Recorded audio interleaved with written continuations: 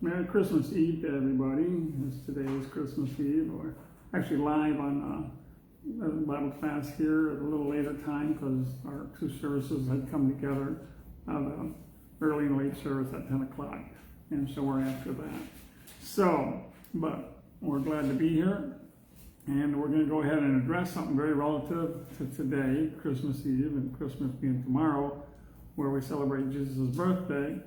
Now, in the book Deep Foundations, it has a whole chapter dedicated to that called The God-Man. And we're going to go over that in question number 96. And it does illustrate there all the reasons for the idea and belief, as I believe that Jesus actually conceived at this time of the year. And was birthed, born Yom Kippur, 9 months later. Those feasts actually represent many things regarding Jesus. We're not going to get into that as much. You can read it for yourself in the book in that chapter. But we're going to look at after he was born, question 96. And we're going to look at where did Jesus' family go when they left Bethlehem. So, where did they go after they left Bethlehem? They went to Egypt. Well, some would believe that they went to Egypt because the Bible talks about them going to Egypt, right? And the common belief, which is not the biblical belief, is that Jesus was born in Bethlehem. That is biblical.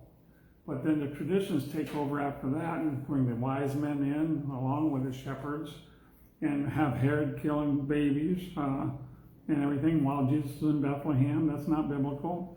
And then Jesus, because he wasn't in that area, fled to Egypt. Well, he did do that, but not from Bethlehem. So let's take a look at Luke 2, 21 and 22. And see what the Bible says happened.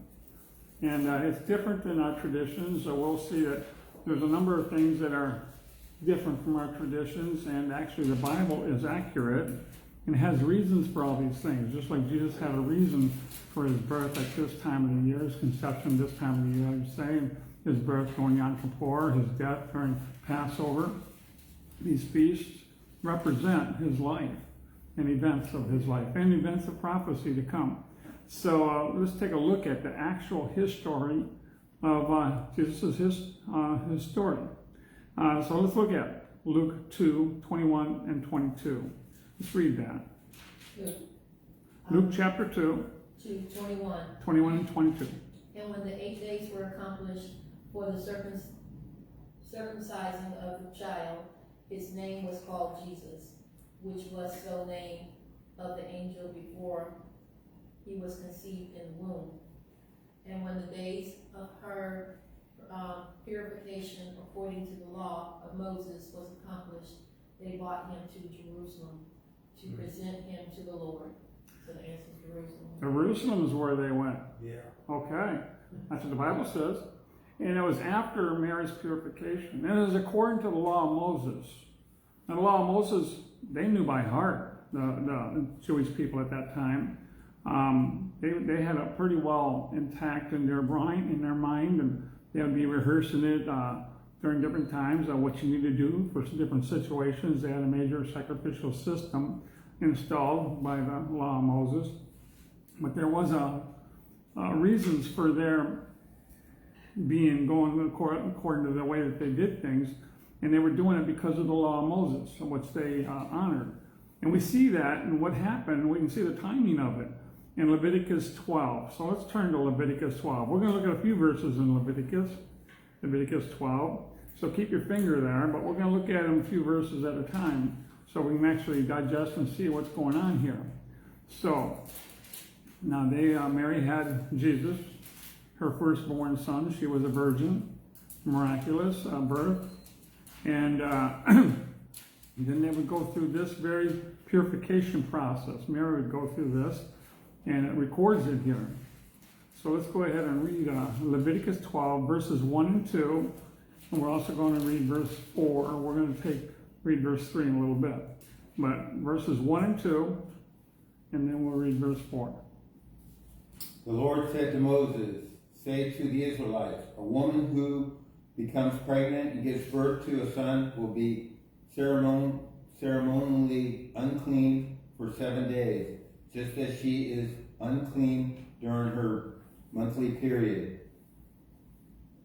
Really? Keep reading. On the 8th day, the boy is to be circumcised.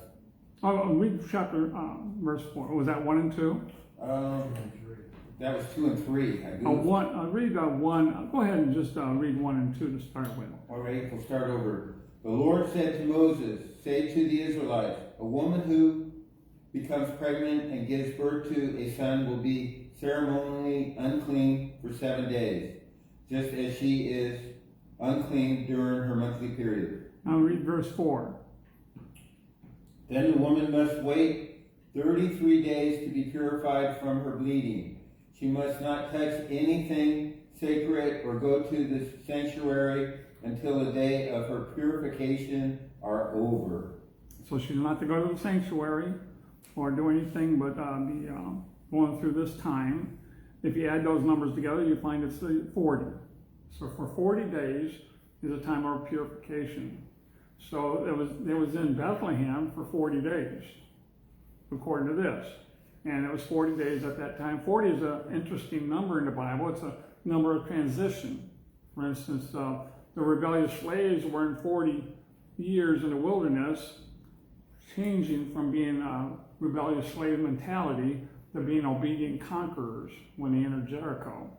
And so there was 40 years there in the wilderness. Jesus was 40 days in the wilderness when he was moving from being a carpenter's son to being a rabbi and a miracle worker. It's a transitional number.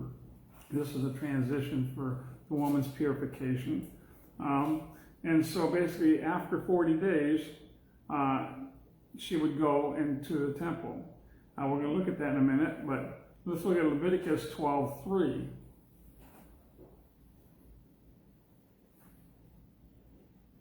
On the 8th day, the boy is to be circumcised. Okay, so on the 8th day of that 40, there were 7 days, and then the next day of that 40, Jesus would have been circumcised in Bethlehem. But at the end of the 40, let's go ahead and read verses 6 through 8. Leviticus 12, 6 through 8. And when the days of her purifying was fulfilled, for a son or a daughter, she shall bring a lamb of the first year for a burnt offering, and a young pigeon or a turtle dove for a sin offering unto the door of the tabernacle of the congregation, unto the priest. For shall offer it before, who shall offer it before the Lord, and make an atonement for her. And she shall be cleansed from the issue of her blood. This is the law of her that hath borne a male or female. Okay, now they're supposed to bring two things, a lamb and a bird. Or if they couldn't afford a lamb, it was a provision where if they couldn't afford a lamb, they could bring 2 birds for a sacrifice. At the temple, they would bring this at the end of the 40 days to the temple. And so at the end of 40 days, this is that Jesus went to Jerusalem. His family brought Jesus to Jerusalem. They left Bethlehem at the end of the time of her purification, which would have been 40 days, and went to Jerusalem. So maybe on the 41st day or whatever, they would be at Jerusalem at the temple, and then they would make their sacrifice according to the law, because they were obedient, law-abiding citizens.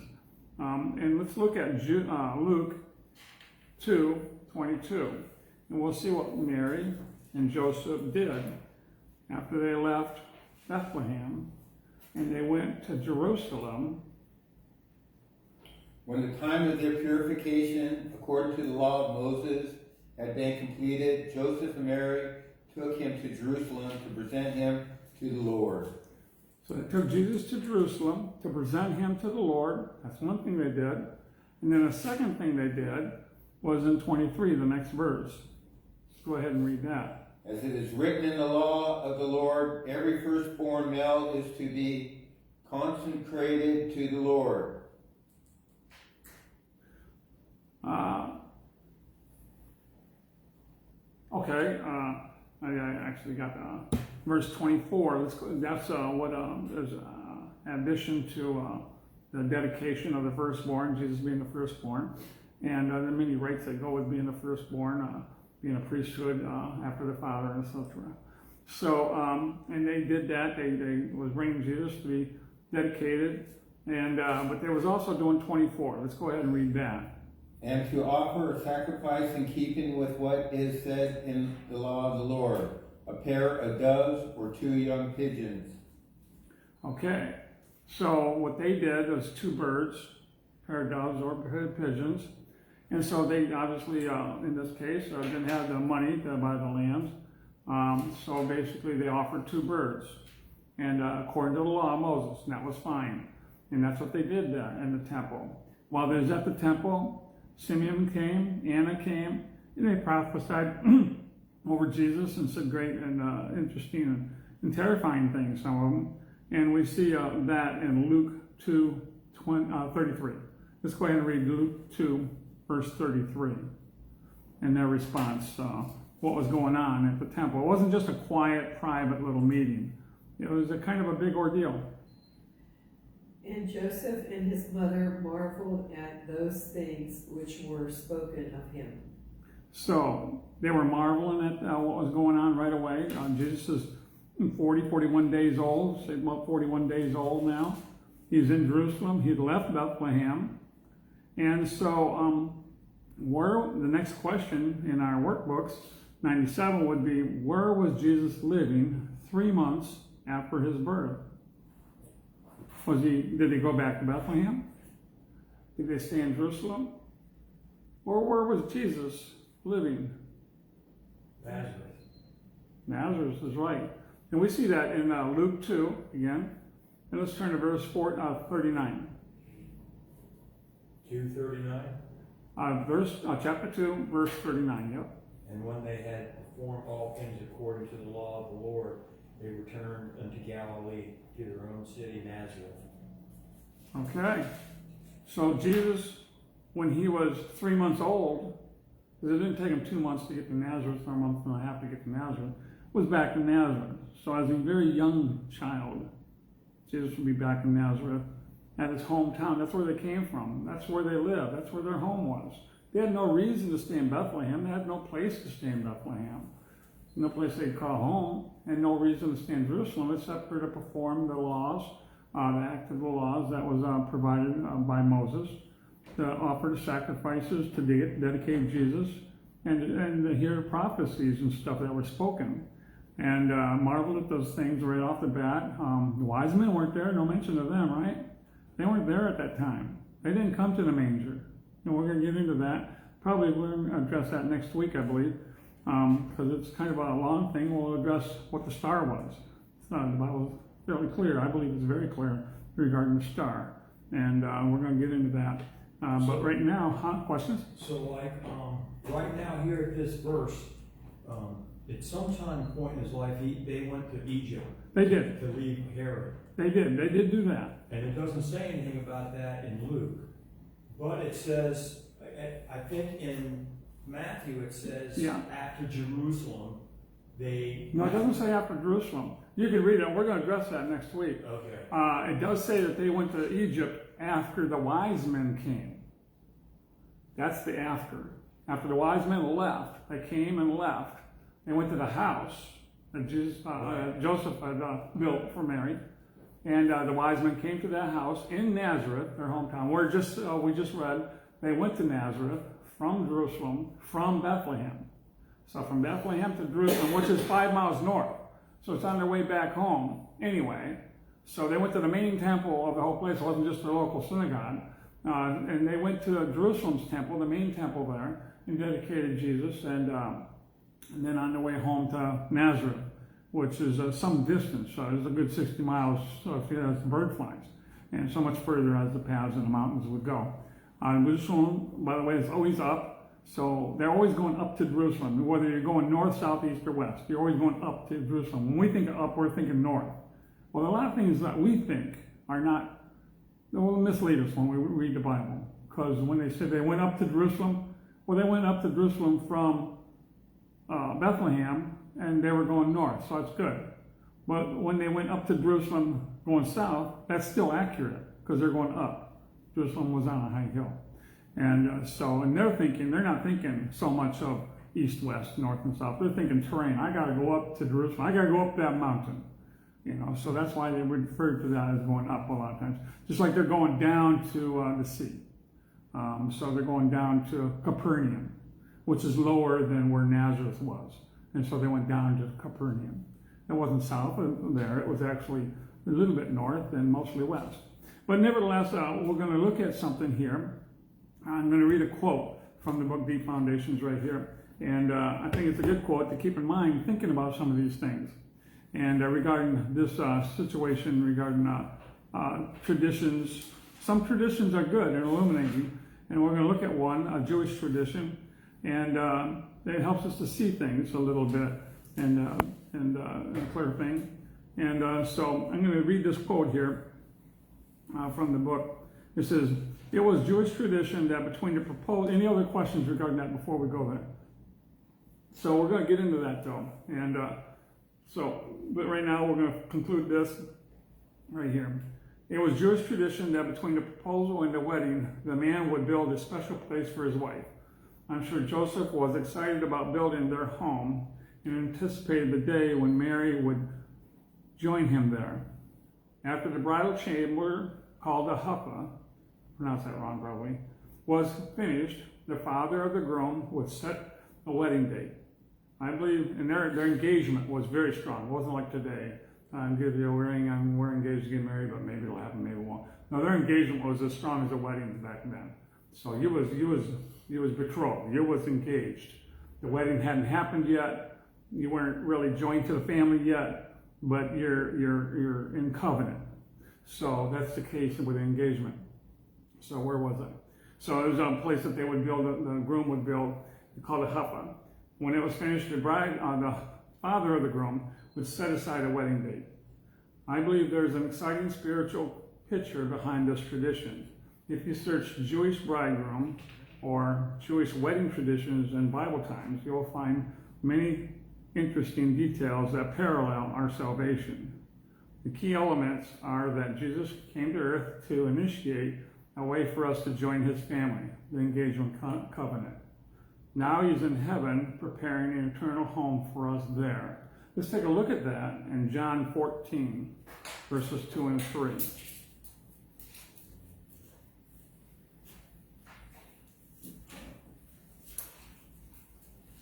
John 14, 2 and 3. 2 and 3. In my Father's house are many mansions. If it were not so, I would have told you, I go to prepare a place for you. And if I go and prepare a place for you, I will come again and receive you unto myself, that where I am, there ye may be also. So what Jesus is doing now, he's at the right hand of the Father, but he's also preparing a place for us in the capital city of heaven. That's what's going on. He's going to do that and continue to do that until he comes to get us. And at the Father's command, Jesus will return to bring his bride, the redeemed, home for the wedding. It's going to be a special day, a great day. This is what we refer to as the rapture of the church. And that's right after that is the judgment seat of Christ and the wedding feast of the Lamb. And we'll look at that real quick in Revelations 19:7. Revelations 19:7. When we turn there, we see that Joseph, no doubt, was a carpenter and built a place for Mary before they got married. And then the wedding happened. She remained a virgin. Taxes were talked about having to go to the home country of their heritage. And David was a descendant of, Joseph was a descendant of David, King David. His lineage followed the royal line of King David through Solomon and other kings right on down the line. So Joseph followed a very royal line, and being the head of the family, he would be the one having to go to David, where his father was, grandfather was there, and that's what they decided they needed to go to Bethlehem. It was also a prophecy that was being fulfilled. So they go all the way from Nazareth, far in the north, to Bethlehem, 5 miles south of Jerusalem. And that's where Jesus will be born, and that was a fulfillment of a prophecy. Let's read Revelations 19:7 now. And this is going to be another fulfillment of a prophecy regarding Jesus coming back for his church. And then he'll come back to stand on this ground and rule and reign for 1,000 years. But let's read this here. Before he comes back to rule and reign, he's going to have a special wedding time with his... Let us rejoice and be glad and give him glory, for the wedding of the Lamb has come, and his bride has made herself ready. So that's what we have to look forward to, a special time, a reunion. And so this tradition that the Jewish people had during the time that Jesus was born kind of symbolized that situation. Any questions on that, by the way, before we move on? Okay. And questions were brought up about the wise men, so we're going to address that. Were the wise men addressed yet? No, they haven't been addressed yet, have they? So they weren't there at Bethlehem. They weren't there when Jesus was dedicated at the temple in Jerusalem. And after that, Jesus was at home in the house that Joseph built, and then growing and being there and living there as a normal but perfect child. So let's go ahead and take a look at where the next question. We're going to get into this. We have some time. We'll get to that fairly quickly. Question number 98 says, where were the wise men at the time of Jesus' birth? So where were they during this time? In the In the west. field. Huh? In the field. Not necessarily. The shepherds were in the field. Oh, And by the okay. way, these were probably not your normal shepherds. These were, it's strongly believed by many that these were special shepherds, priestly shepherds in a sense, that took care of the sacrificial sheep that were held there just south of Jerusalem, north of Bethlehem. So the angels came to these shepherds that were taking care of the sacrificial sheep. In addition to that, the sheep had a special place where they was taken care of in birth, which was a special tower that's no longer there. They can't really find the remnants of it. It seems to be that it was right at the north end of Bethlehem. And so the sheep were birthed there, and they wrapped them so that they wouldn't hurt themselves running around in the priestly garments that were no longer used by priests. They could only use the purest garments, and then they would pass them down to be rags of sorts or swaddling clothes, and that they would wrap up these lambs with, which is believed, and I believe it myself, that God provided this place for Jesus to be born. It was in a manger at this place where the lambs were birthed and fed. And the clothes that he was wrapped in were special swaddling clothes, and they basically were priestly garments that were passed down, already worn by priests. And the shepherds knew what the angels were talking about when he says, you'll find him in the manger, wrapped in swaddling clothes. And there was a lot of mangers in Bethlehem, but they knew which one that the angels was talking about because they had been there. They knew it.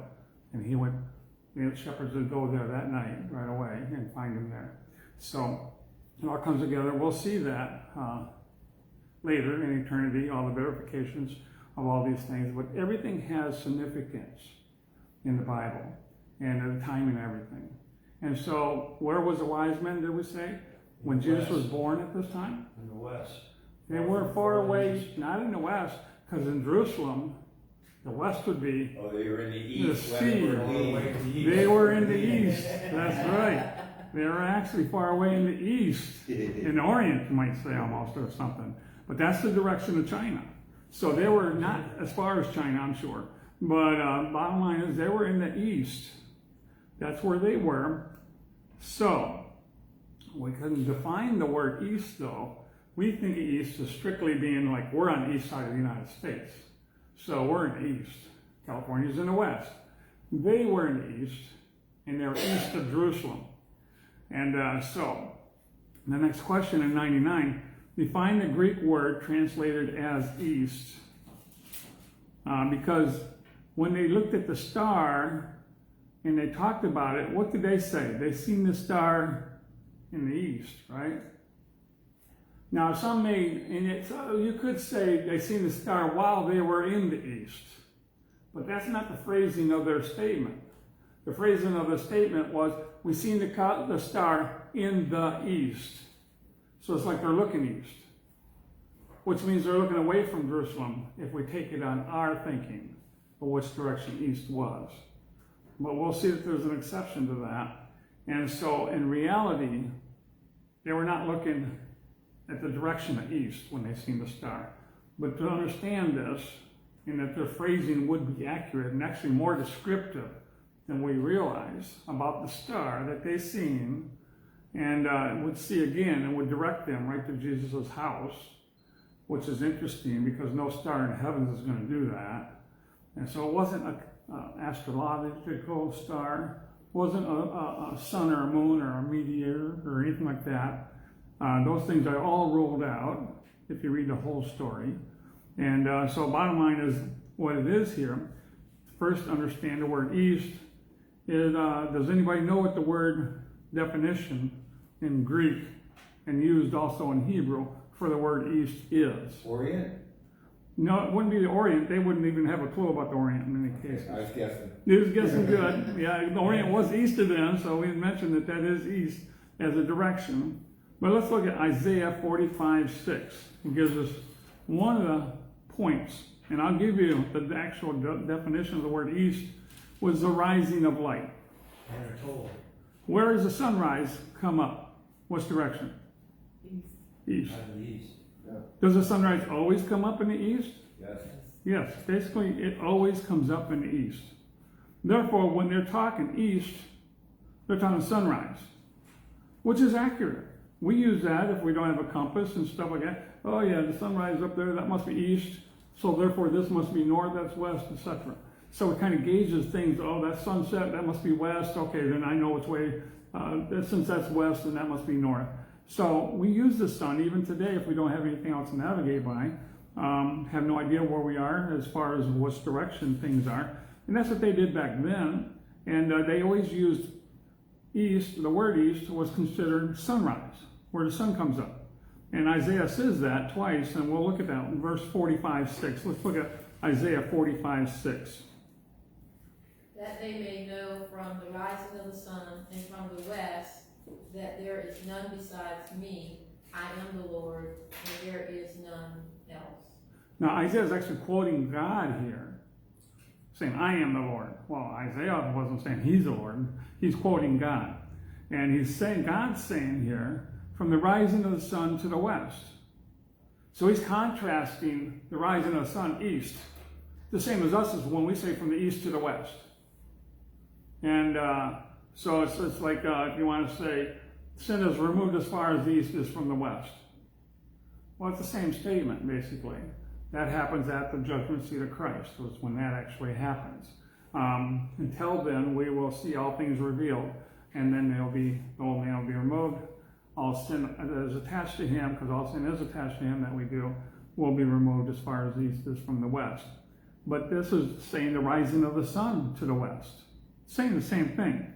So that term is used there and is the definition of the word east, rising of the sun. But it's better to use that definition when we're talking about the wise men. And let's look at Isaiah 59:19, and we'll see why in a few minutes. Isaiah 59:19.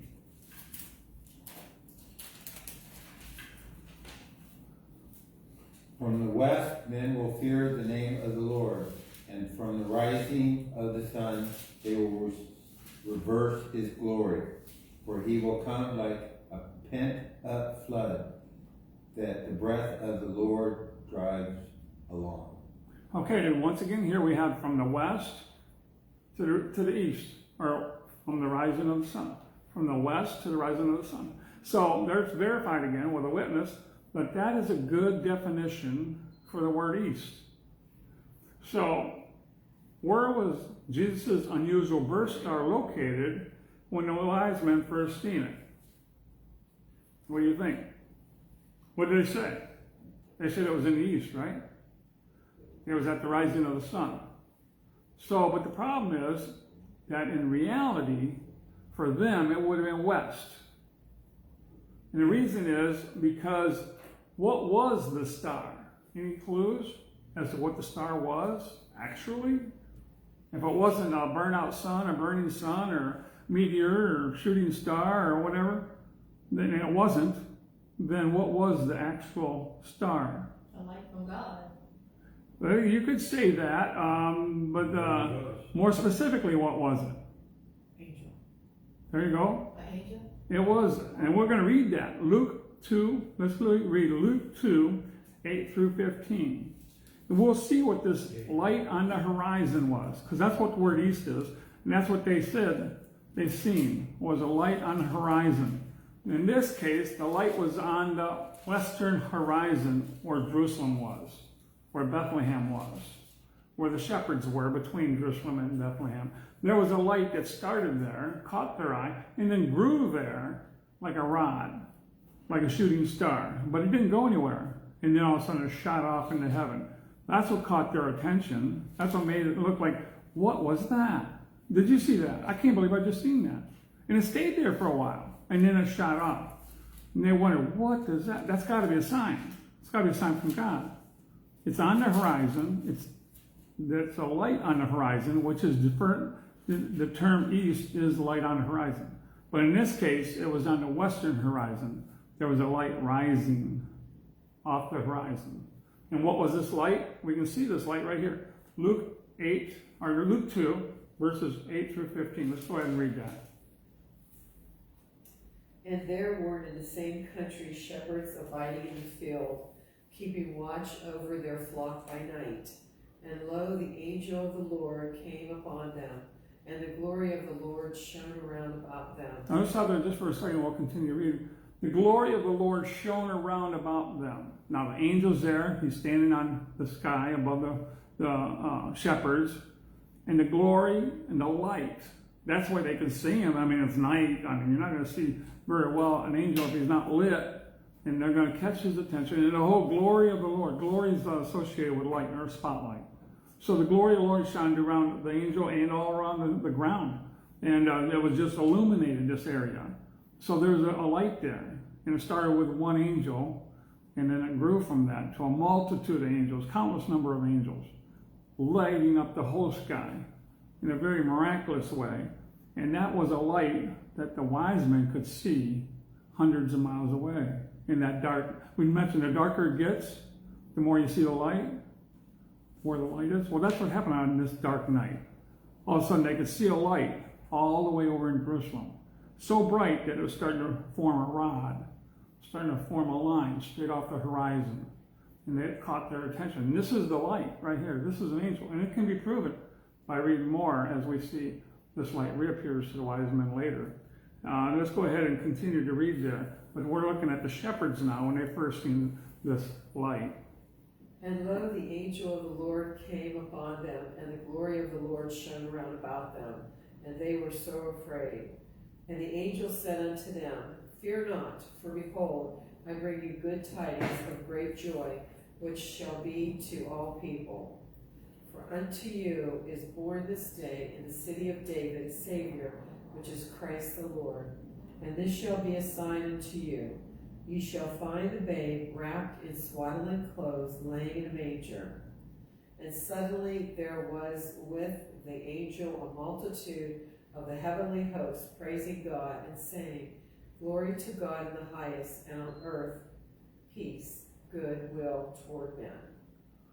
And it came to pass, as the angels were gone away from them into heaven, the shepherds said one to another, Let us now go even unto Bethlehem, and see this thing which is come to pass, which the Lord hath made known unto us. Okay, now that's a familiar Christmas story. And talking about the shepherds, talking about this great light above their heads, who was an angel. And it's what the wise men seen. And so they see this rod of light extending off the western horizon from their direction, that would be west. But they would call it east because it's on the horizon, this light. And it's growing because the multitude of angels joins this announcing angel. And all of a sudden it shoots off into heaven as they depart. So they see this light, it's not going anywhere, it's growing a bit. All of a sudden it shoots off into heaven. They say, wow, that's something. I've never seen anything like that before. We got to find out what this is. So the next question here in the workbook 101 says, name 2 verses the wise men could use to identify this strange light they saw in the night. So what 2 verses? They would start seeking things out, trying to explain this. And they had the Old Testament scriptures then. And there's 2 verses in the Old Testament scriptures that would help them, because they didn't know for sure it was Jerusalem. It was just in that direction. And there was 2 excellent verses they could use to identify this light and the explanation for it. Let's look at any ideas to start with regarding that? Well, let's look at Isaiah 11:1. Isaiah 11:1. These were available to the wise men, and no doubt they've seen these. And they're referring to Jesus' birth, the significance of the events around Jesus' birth. And let's go ahead and read Isaiah 11:1. And there shall come forth a rod out of the stem of Jesse, and a branch shall grow out of his roots. So there's a rod, and it shall grow out of the roots of Jesse. Jesse was David's father. So we're talking about out of Bethlehem. A lot of times a rod is ruler, but in this case it was a rod of light, sort of like Star Wars kind of thing. I'm not a big Star Wars fan, but the lightsaber kind of thing. But the fact is, here we have a rod. It was a rod of light growing out of Bethlehem. That's what they see. So they said, okay, that might be one clue. Is there other clues that make it more specific? Let's look at Numbers 24:17. We look at a rod that's going to grow out of Bethlehem. And let's look at Numbers 24:17.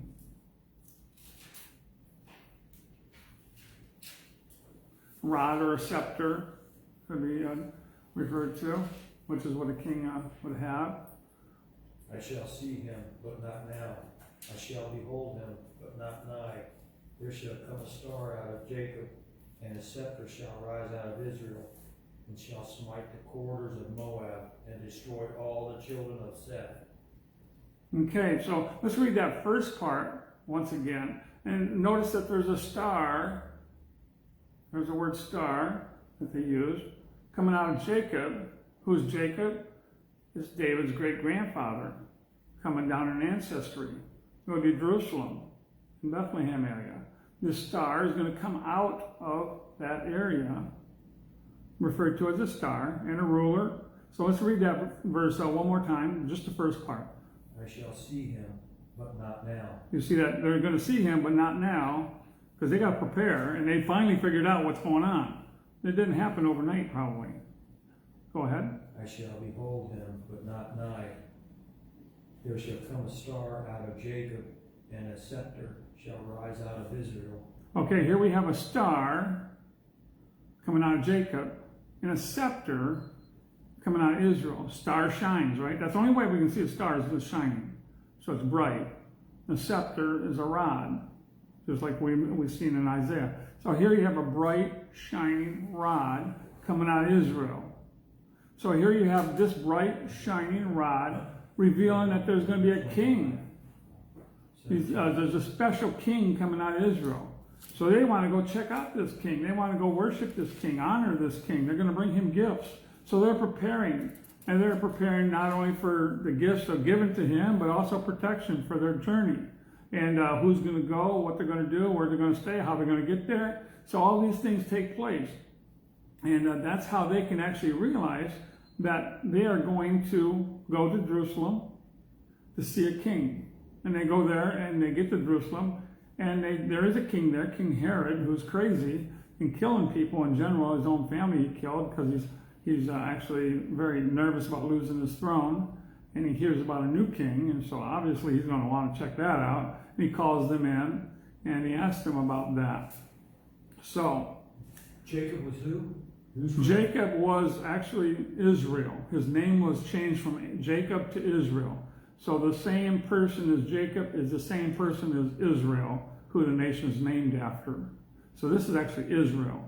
A star and a scepter will come out of Israel, who is Jacob. And that's who that is. Who is actually, David was a descendant of Israel.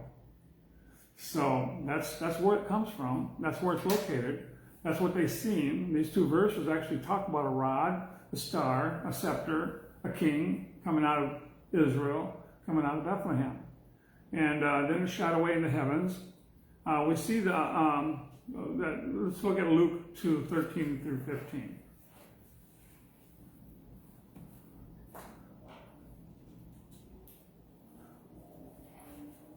Just close that out.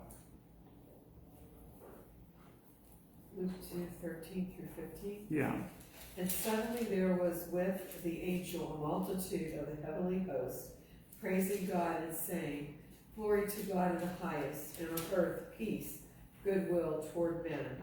And it came to pass, as the angels were gone away from them into heaven, the shepherds said one to another, Let us now go even into Bethlehem, and see this thing which has come to pass, which the Lord hath made known unto us. And now that's what we read earlier, and that's the angel, the star, that formed a scepter of light that the wise men could see and identify by these verses. Let's go check it out. And they would go to check it out. And then they would go to see King Herod. And King Herod would be questioning them. When did you see this light? When did you see this rod of light? And where was it? And then they would start checking the Bible verses and the scriptures of the time. Herod had his people, the religious people around him, check out, well, what's it say about a king coming? And they would talk to him and tell him he's coming from Bethlehem. But let's take a look at Matthew. Let's look at Matthew 2:2. Saying, Where is he that is born King of the Jews? For we have seen the star in the east and are come to worship him. So they've seen the star in the east. And some translations say they've seen his star in the east, and other ones say they saw his star when it arose, which both are accurate, because this star arose on the horizon. It rose, and it was in the east because it's on the horizon. The east is not above their heads, nor it's not even above our heads. It's a direction that's vertical with us. So, and that's the same case here with a sunset and sunrise. But this is a sunrise, and it would be considered east. Or they said they seen the star when it arose in other modern translations in that verse. So the star was not above their heads. It was on the horizon. And they would talk to Herod about that, and he would ask them about that. And he would say, how long ago was that? And that's the next question, 1 or 2. How long did it take the wise men to arrive in Jerusalem after seeing the star?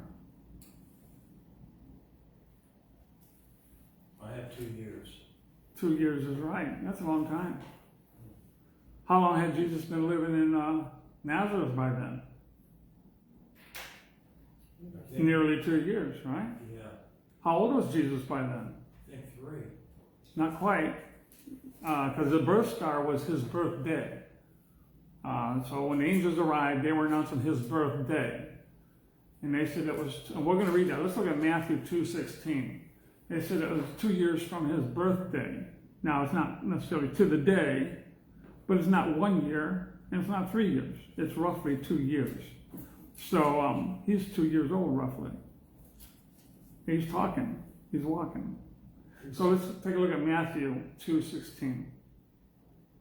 And Herod, when he saw that he was mocked of the wise men, was exceeding wroth, and set forth and slew all the children that were in Bethlehem, and in all the coasts thereof, from 2 years old and under, according to the time which he had diligently inquired of the wise men.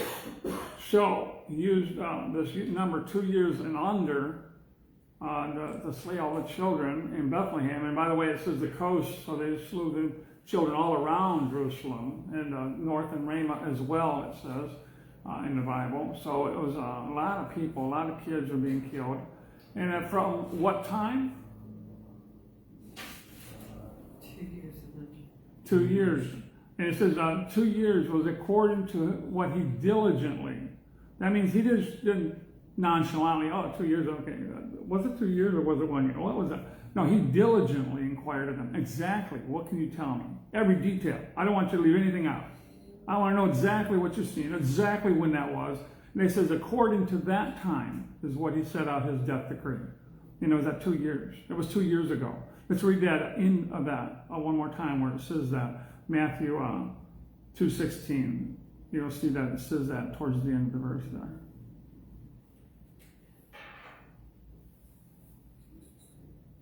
Go ahead and just read Then it. Herod, when he saw that he was mocked of the wise men, was exceedingly wroth, and set forth and slew all the children that were in Bethlehem, and in all the coasts thereof, from 2 years old and under, according to the time which he had diligently inquired of the wise men.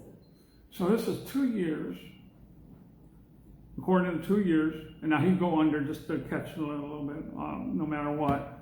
But the number is 2 years that he is given, according to the number that they diligently searched. It wasn't 2 months by any means. It wasn't 3 months. It wasn't 1 year. It was 2 years. We knew Jesus was about that age. So Jesus, that's his birthday. It would be Right. 2 years from my birthday. Jesus is now 2 years old. And he sends the wise men down to Bethlehem because they know by the scriptures he's to be born in Bethlehem. Herod is informed about that. So he says, the child's supposed to be in Bethlehem. Check it out. Find him for me. I want to come and see him too. So he sends them down there, telling them, find him, and then tell me, send me word of where you find him at. Because obviously he wants to find him, kill him. And that's what he did, when the 2 years in, when he decided and realized the wise men weren't coming back to him. So he didn't set out that decree until he realized the wise men weren't going to tell him where he was. So he just killed everybody. That was 2 years old and younger. But wise men, did they go to Bethlehem? He sent them to Bethlehem. Did the wise men go to Bethlehem? No. They headed for Bethlehem, right? But they didn't go to Bethlehem. Let's take a look at Luke 2:39 and 40.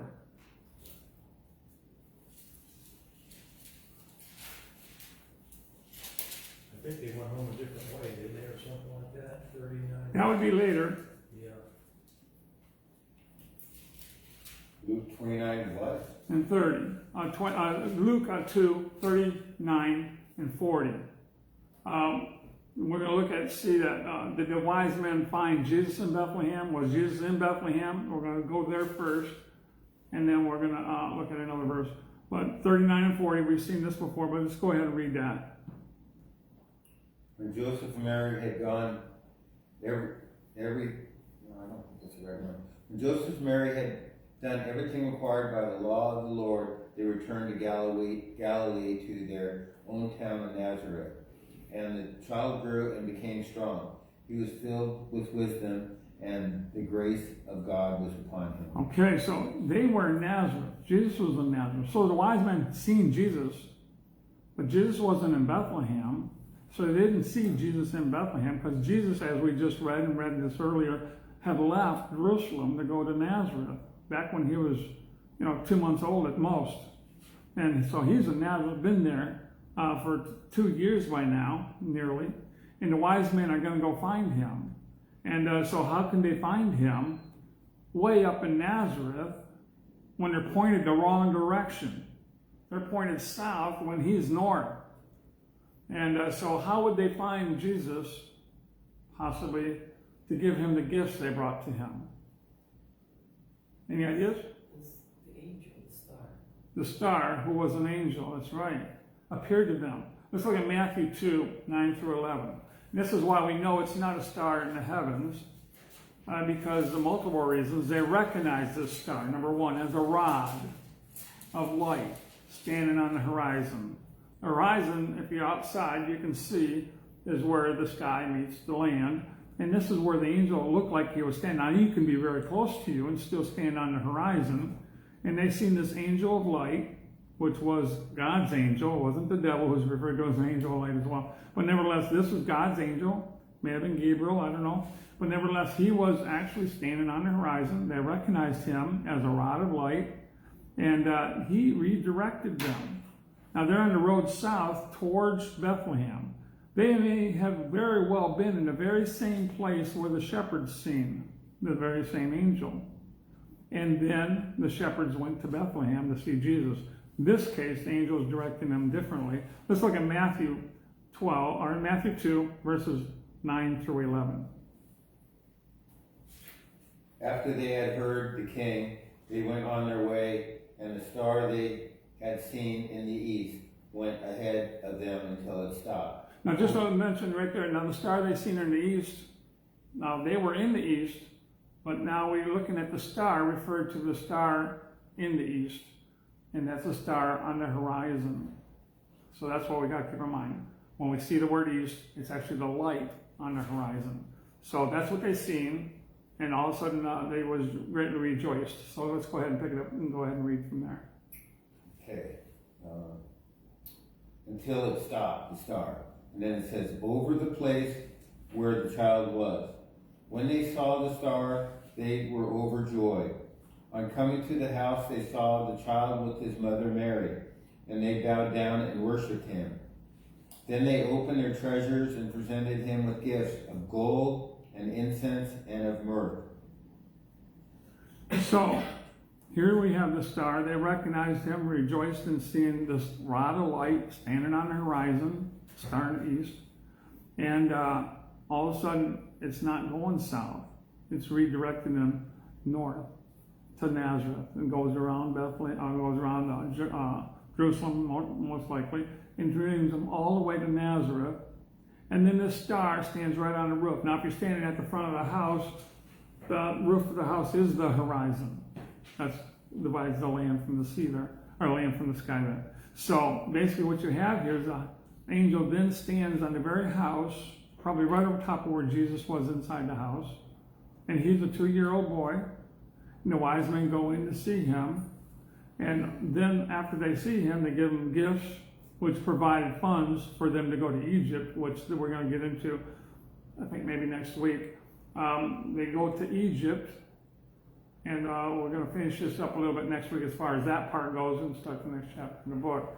So, go ahead. So this is the second group of wise men and shepherds. That the first group was the shepherds, and there was a star there when he was born. Yeah. And now 2 years later, there's another star appears. I guess there's been talk in the town that a king, because the shepherds went and told everyone. Mm-hmm. And now there's a second star. Could be the same star, but a second sighting. Well, yeah, second sighting. Mm-hmm. And now these wise men bring. This is when the myrrh and the frankincense, when they bring. Exactly. The gifts. That's this time. That's this time. This will be 2 years later, and that's the second time they see this angel star directing them to where Jesus was at that time. And I guess Herod's hearing all this, and this is when he's getting on the warpath. Well, he doesn't see him come back. He's expecting him to come back with word. Well, they go all the way to Nazareth. Right. Yeah, and then all of a sudden at Nazareth, they're talking to Jesus. Jesus is 2 years old. Very intelligent person. He amazed people when he was 12 in the temple. I believe he was 12, not 13. But nevertheless, he was an amazing, perfect child. But he was a perfect child, growing in grace and basically favor with man and God. And what he was is a perfect 2-year-old at this time, able to walk and talk. It makes sense out of his conversation. He was advanced in the years, not to the point that where he would have, the mind of a 30-year-old. He was still a 2-year-old and playful and stuff. But as a 2-year-old, he was very intelligent. And he would be talking to these wise men. The wise men would be talking to Jesus. So that was a better fulfillment for the wise men to actually talk with this king and give him the gifts and the family the gifts than actually seeing a little baby that couldn't talk yet. Jesus had to grow just like we grow in the sense that he was a baby. He had to learn how to walk. He had to learn how to talk. He had to learn the scriptures, even though he was a very fast learner. And some things came intuitively to him because he was God, the personality of God. But yet he grew and he learned these things, as the Bible says in Luke. He grew. So he was a man as well as God. And these wise men was able to see him at 2 years old. And then after that, and we're going to close with these statements. Actually, this pillar of light actually is found in the Old Testament also in Nehemiah 9:19. They see that Israel was guided through the wilderness by a pillar of fire. And so this is something that was also in the Old Testament.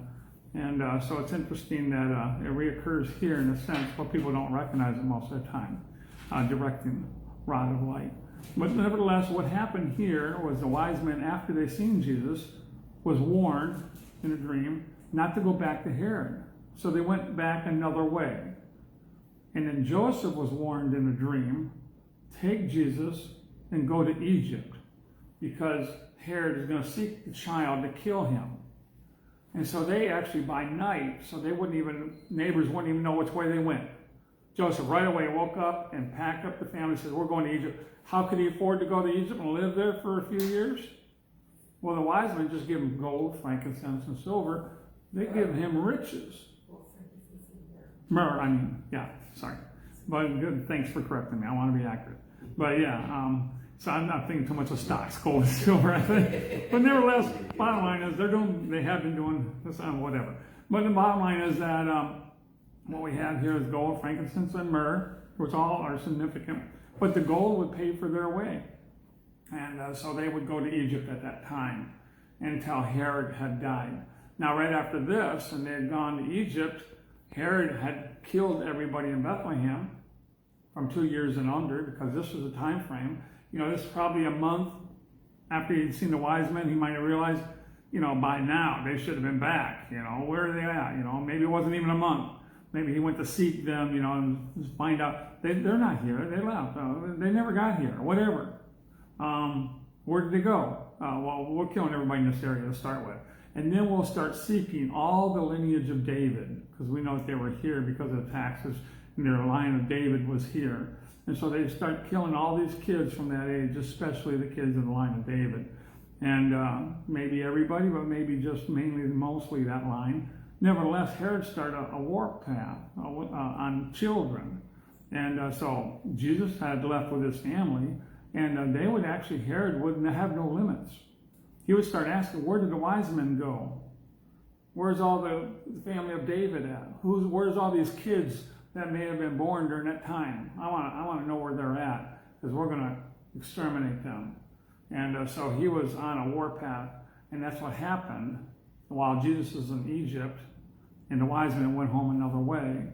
It became a bad time for families at that time. A lot of weeping, a lot of bad times that we've heard about in Bethlehem, but it wasn't just Bethlehem that Herod did this kind of stuff. We're going to go ahead and close there, but that's, go ahead. So, did you say that it was 2 encounters of the wise men? I know he said it was 2. Well, actually, he was referring to the shepherds' first encounter, and then the wise men's second encounter. But the wise men didn't see him until he was 2 years old. So when they show these pictures with the wise men at the manger and all that stuff, it's not really true. That's our traditions, Yeah. which are muddled That's a lot. That's a good point, though, when you think of that. Yeah, they have the shepherds and the wise men at the manger. And that's almost every manger scene is sold that way. We have a lot of manger scenes. We kind of collected them for some time during our lifetime. We display them year round in our house. And we try to make the wise men kind of separate coming. So they didn't quite get there. They're still on their way. We don't put them right at the manger ourselves. And I think that's a good thing to do as a practice, but it's not like a big deal, because we know that also Jesus wasn't born at Christmas. Right. It's pretty verified from anybody that looks into it that this is wintertime. They weren't in the fields with their sheep in wintertime. They were in shelters by then. So he wasn't birthed at Christmas, but I believe he was conceived at Christmas and birthed at Yom Kippur 9 months later, which they would have been in the fields during that time. As a matter of fact, it all fits to the feasts and the timing on 9 months later, and him being 33 and a half years old when he went to the cross. The 6 months after Yom Kippur is Passover when he died.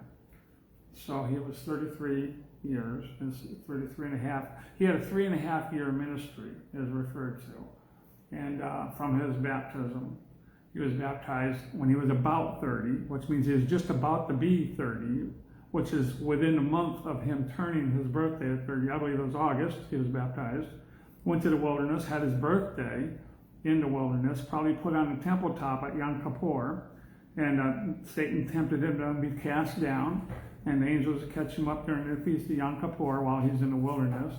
And he came out of the wilderness and seen some of the disciples. They collected, Peter's brother brought him over and Jesus changed his name from Peter to Simon at the place where he was baptized, which is in the Jordan River, near Jerusalem, at the south end, just north of the Dead Sea.